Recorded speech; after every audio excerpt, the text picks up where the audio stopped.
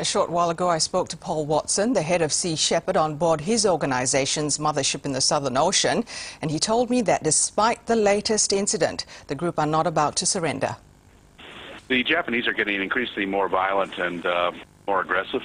So we don't know how it's going to end, but we're not going to retreat. We're not going to surrender to their thuggery, really. They're down here illegally. They're killing whales illegally, and we're not here protesting. We're here trying to intervene against a poaching operation.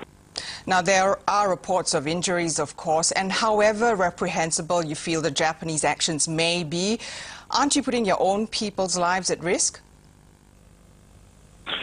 All of the crew members, all 77 people who are on board here, were well aware of the risks that we're taking when we come down here. So, you know, we're prepared for that.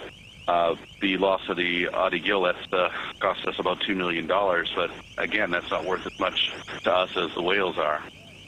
So we're quite willing to take those risks. We're not giving up, and but you know, we're sort of at a disadvantage. They can do anything to us. They can injure or kill us, and their government will justify and defend their actions.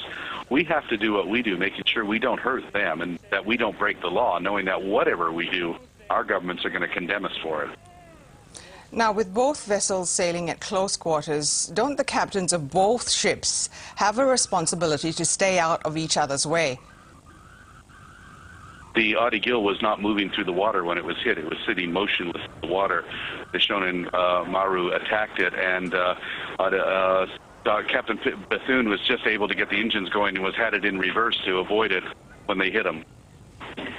Now, have you yourself personally assessed the damage? No, I'm on the Steve Irwin. We're still 40 hours away, but the captain on the Bob Barker, our other vessel, has, in fact, photographed and filmed the entire incident, so we have that evidence. And there's no question that it was an unprovoked attack, and the Ady Gil didn't really have much of a chance. What do you expect your next action to be? Well, right now, the Bob Barker's concentrating on salvaging what we can of the Ady Gil, and the Steve Irwin is searching for the Japanese whaling fleet. We will continue our pursuit. We'll continue our interventions.